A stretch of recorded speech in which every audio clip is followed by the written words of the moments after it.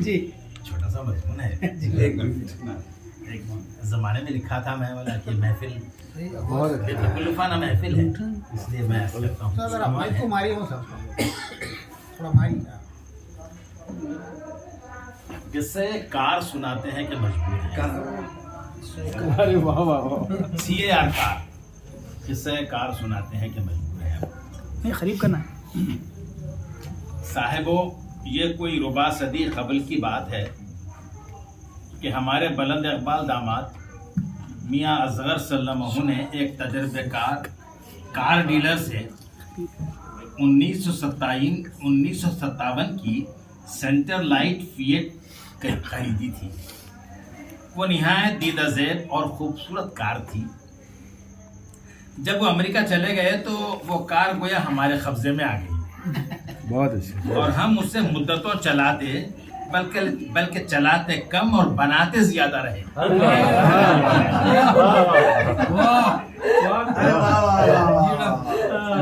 चलाते कम और बनाते ज्यादा रहे। जाहिर है कि पुरानी गाड़ी चलाई कम और बनाई ज्यादा जाती है। जब वो कोहना आसार कार अपनी मंजिल पर पहुंचते पहुंचते खराब हो गई तो कोई मैकेनिक ऐसा न मिल सका जो उसे कहो रिपेयर कर सके, और यूं हम अपनी महबूब कार से महरूम हो गए। वैसे हमें मज़कूरा फिएट काफी पसंद है। अगर कभी मौका मिल जाए तो उस कार की तलाश करके उसे जरूर खरीदेंगे। शर्त बस ये है कि वो कार शोरूम कंडीशन में हो, ताकि हमें मैकेनिक के नाज नखरे उठाने की नौबत न आए। बास कार बनाने वाले कार कम बनाते हैं और कार वालों को ज्यादा बनाते हैं। बहुत अच्छे बहुत अच्छे। हमें याद है कि जब हम अपनी कार को किसी मैकेनिक के यहाँ बनाने के लिए ले जाते तो वो हमें देखकर हंसता था। अरे वाह। शुक्र है कि हम लोगों को हंसाते हैं, रुलाते नहीं। वैसे ही इस दुनिया में हंसाने वाले कम और रुलाने वाले ज्यादा हैं। मैकेनिक हमारी गाड़ी बनाने से कतराया करते थे। एक दिन तो एक मैकेनिक ने कही दिया कि डॉक्टर साहब ये क्या छीका लिए फिर रहे हैं?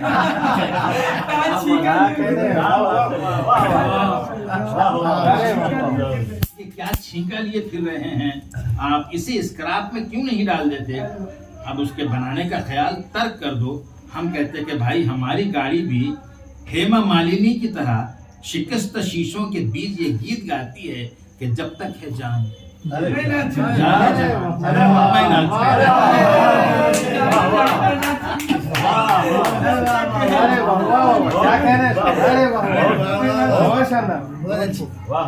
हम कहते हैं कि भाई हमारी गाड़ी भी हेमा मालिनी की तरह शिकस्त शीशों के बीच ये गीत गाती है कि जब तक है जान जाने जहान मैं नाचूंगी मैं। अब हम कोई धर्मेंद्र तो है नहीं, हम कोई धर्मेंद्र तो है नहीं कि गला फाड़ कर चीखें बसंती इन कुत्तों के सामने मत मार।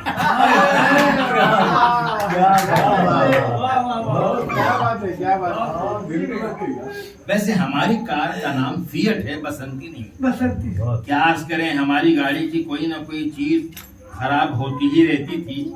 एक दफा हॉर्न खराब हो गया तो हम कार विंडो से बाहर सर निकाल कर लोगों को बाबू समझो इशारे हमको पुकारे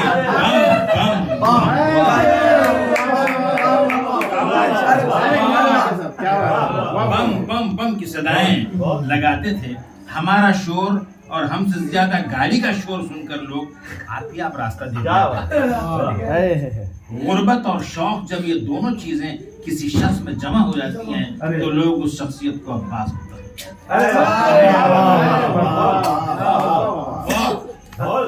उस वक्त हम लोगों को हटो सड़कों की सदाएं देने के लिए किसी दोस्त के साथ रख लिया करते। हम गाड़ी चलाते थे और वो लोगों को खबरदार किया करते। वो बाईं जानिब की ट्रैफिक को देख लिया करता था और हम सीधी जानिब की पब्लिक को कंट्रोल कर लिया करते। हमारी आवाज से लोग परेशान भी हो जाया करते थे। चुनांचे जब वो कार मौसमों के जुल्म और सितम को बर्दाश्त करते करते बदरंग हो गई तो हम बाजार से कलर का डिब्बा, लपम और ब्रश वगैरह ले आए और निहायत मेहनत और मशक्कत उठाकर अपनी कार को कलर कर लिया कि आप काज महाकाज को हम कुछ ज्यादा ही जानते हैं। हमारे कलर करने के बाद गाड़ी की हालत मजीद काबिल रहम हो गई और लोग पलट पलट कर देखते थे और पूछते थे कि किस माहिर फन पेंटर ने आपकी गाड़ी को पेंट किया है। एक मर्तबा हमने कॉलर झटक कर साफ साफ कह दिया कि हमने खुद कलर कर लिया है, तो उन साहब ने कहा कि तभी गरीब की ये दुर्गत बन गई है। हम जिस महल्ले में रहा करते थे उस महल्ले के लड़के दूसरे महल्ले के लड़कों ही की तरह बहुत शरीर वाक़े हुए थे। शायद लोगों को हमारा मोटर नशीन होना खलता था। वाकई दुनिया में हासिदों की कोई कमी नहीं। एक दफा महल्ले के नाहंजार बच्चों ने हमारी गाड़ी के सामने का शीशा फोड़ दिया, तो हम शीशा डलवाने के मौक़िफ़ में नहीं थे। मौक़िफ़ में नहीं थे और हम बगैर शीशे के ही गाड़ी चलाते रहे। शीशा न होने का ये फायदा हुआ कि सामने का मंजर मजीद अच्छा नजर आने लगा। अरे वाह, क्या कहने। लेकिन जब हवा ज्यादा चलती थी तो हमारी टोपी उड़कर पीछे वालों के सरों पर जा बैठती। जब किसी वजह से वाइपर का बटन गैर इरादी तौर पर दब जाता तो वाइपर शीशा ना होने के सबब वो हमारे मुंह तक पहुंचकर हमारे नूरानी चेहरे को साफ कर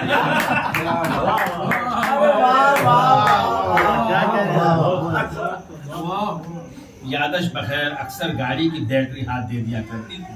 अपनी पैदाइश के जमाने से रवा दमा बैटरी अब क्या काम कर सकती थी। हम ऐसे वक्त निहायत होशियारी से गाड़ी को लगे सड़क पार करके पैदल जाकर बैटरी सांस को देते और चार्ज होने के बाद फिर पैदल आकर बैटरी को इंजन में लगाते और देर होने के सबब जहां जाना होता था वहां नहीं पहुंचते थे और फिर घर लौट आते थे। उस जमाने में हमारे दोस्त अहबाब हमारे घर आने से घबराते थे। उन्हें गुमान होता था कि शायद गाड़ी को धक्के देने पड़ेंगे। बाज़ वक्त तो ये होता है कि हम समझ रहे हैं कि अहबाब धक्के लगा रहे हैं और जब हम पीछे मुड़कर देखते तो कोई बंदा दूर तक नजर ना आता।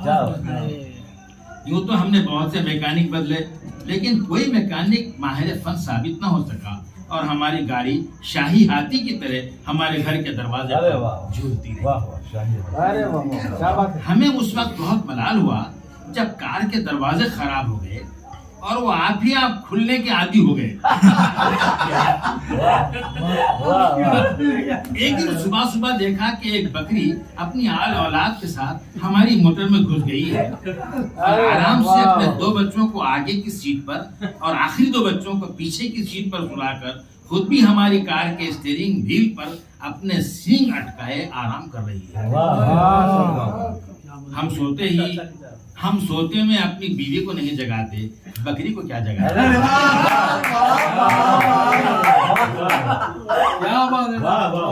हम सोते में अपनी बीवी को नहीं जगाते, हम बकरी को क्या जगाएंगे। हमने बाहर निकलने का इरादा ही मुलतवी कर दिया और थके हुए प्रोफेसर की तरह बारह दीगर पलंग पर दराज हो गए। शाम में हमने देखा कि बकरी के बच्चों ने अपनी छोटी छोटी मेंगनियों से हमारी कार को मुज़य्यन कर दिया है और ज़ाफ़रानी नदियां बह रही हैं।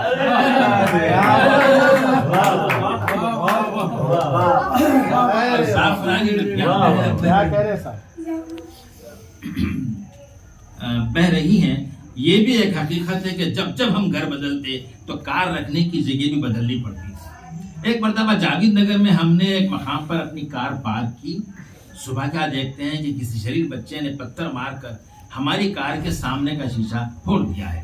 हमें बहुत कोफ्त हुई, लेकिन एक मजबूर और गरीब हिंदुस्तानी सिवाय कोफ्त करने के और कर भी क्या सकता है। किस्मत ही जब फूटी हो तो कार के शीशे के फूटने का क्या बात है। ये सोच कर के यहाँ गाड़ी पार्क करना मुनासिब नहीं। हम कार की कुंजी लाने घर गए और कुंजी लेकर जब वापस आए तो देखा कि पीछे का शीशा भी फोड़ दिया। एक नशुद्ध दोशुद्ध। हमने जगह तो बदल दी, लेकिन शीशों के बदलने के लिए हमें तफ्तीशों से गुजरना पड़ा। अरे बदलने के लिए हमें तफ्तीशों से वाह। खुदा किसी को शौक के साथ गुर्बत न दे। एक मर्तबा की बात है कि हमारी गाड़ी की हेडलाइट्स बंद हो गई थी और हम सिर्फ पार्किंग लाइट्स खोलकर गाड़ी चला रहे थे। बगल में हमारे एक दोस्त बैठे थे, नसीमुद्दीन फरीद साहब। हमारे एक दोस्त बैठे थे। हमने सिर्फ उनसे इतना ही पूछा कि वो जो सामने नजर आ रहा है क्या वो आदमी है? इतना सुनते ही उन्होंने हाथ जोड़कर कहा कि डॉक्टर साहब मुझे यहाँ उतार दीजिए, मुझे नहीं मालूम था कि आपकी निगाहें इतनी तेज वाक़ई हुई हैं। और फिर वो कभी हमारे यहाँ देखे नहीं गए। गाड़ी के ब्रेक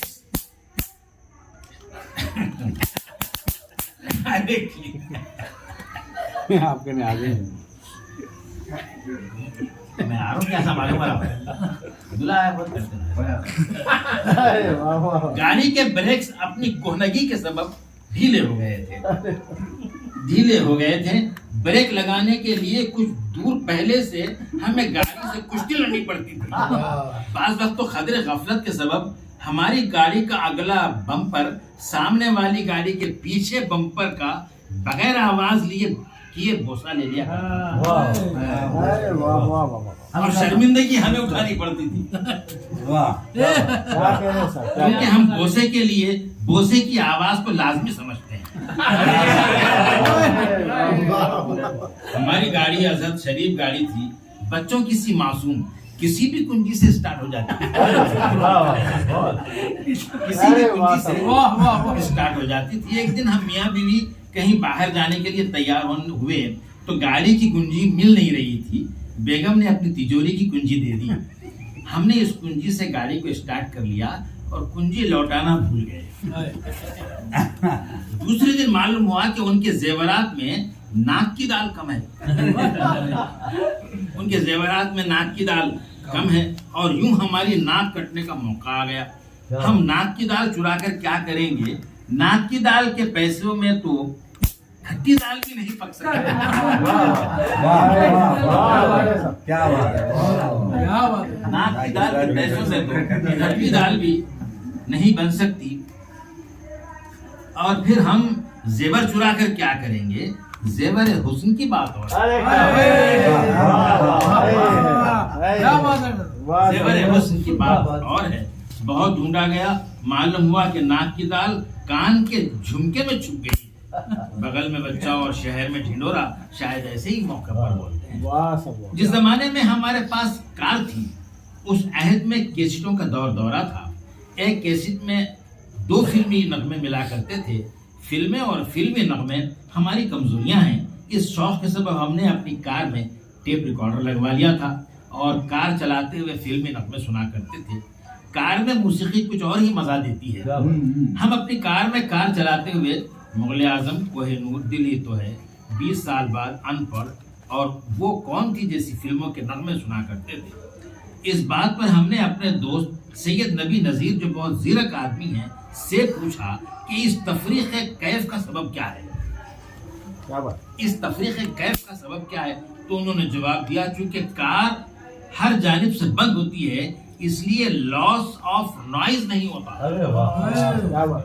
लॉस ऑफ नॉइज नहीं होता, इसलिए बहुत ज्यादा मजा आता है। वाकई इल्म भी क्या चीज है। जब हम फिल्मी नगमे लगाकर गाड़ी चलाते तो सफर मालूम ही ना होता कि कब कट गया। जब काफी दिन गुजर गए और हमारी गाड़ी ने स्टार्ट होने से कतई तौर पर इनकार कर दिया और वो मिस्र की मम्मी की तरह मकान के सामने खड़ी रहने लगी तो क्या बात है। कारे बेकार रा देवा में गिरत। क्या कहने? अरे कारे बेकार रा देवा में गिरत ये विस्तार मौके को गनीमत जानकर पास पड़ोस वाले अपना कचरा हमारी कार में डालने लगे। आते जाते लोग पान की सुर्ख पिचकारियों से उसकी बॉडी रंगीन करने लगे। एक दिन एक शख्स को उबकाई आई तो उसने हमारी कार का विंडो के अंदर मुंह डालकर उल्टी कर दी। हमारे महल्ले के बोकुड़ दाइश के दहशत गर्दों की तरह हर धर्म वाक़ हुए। हमारे महल्ले के बोकुड़ दाइश के दहशतगर्दों की तरह हर दरम बांटते हुए हैं। क्या मजाल जो किसी की सुने। अगर हम हाथ हूट करते तो नुकेले सिंह से मारने दौड़ते। मुन्ना भाई का बोकुड़ अक्सर हमारे घर के सामने के चबूतरे पर बैठा जुगाली करता रहता था और सामने से गुजरने वाली बकरियों को छेड़ा करता था। जब वो अपनी मखमूर आंखों से किसी बकरी को देखता तो अंदेशा हाय दूर दराज से वो काम जाती थी।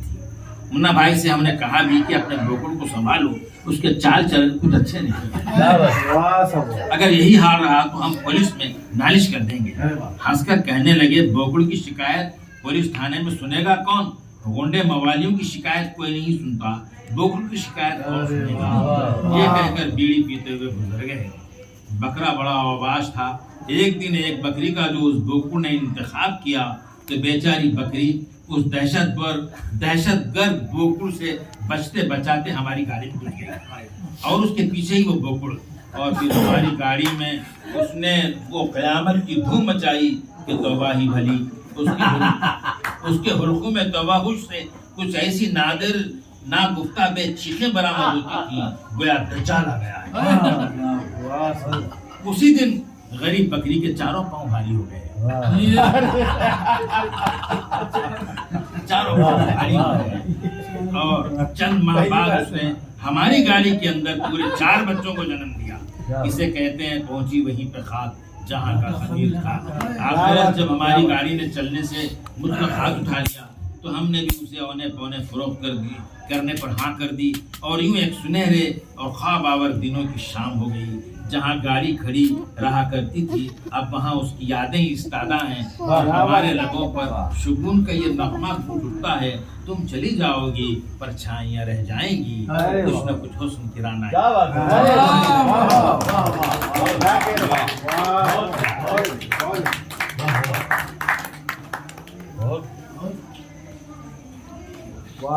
लगे हाथों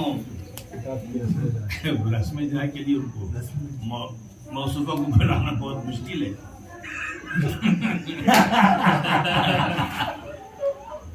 जो फोन है तो फ्लाइट लेट होगी। इस तरह से वो नहीं आ सकती हैं आप में से जो हजरात साहब दिल वाक़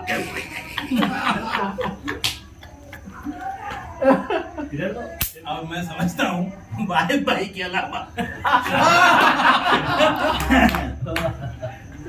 और कौन है जो ऐसा मुतहम्मिल मिजाज हो। तो मैं ख्वाहिश करता हूँ कि आप भी जो है ना मेरे को किताब दे दें और जो हजरात बालिग हैं क्या अरे वाह बेटे वो किताबें दे दो।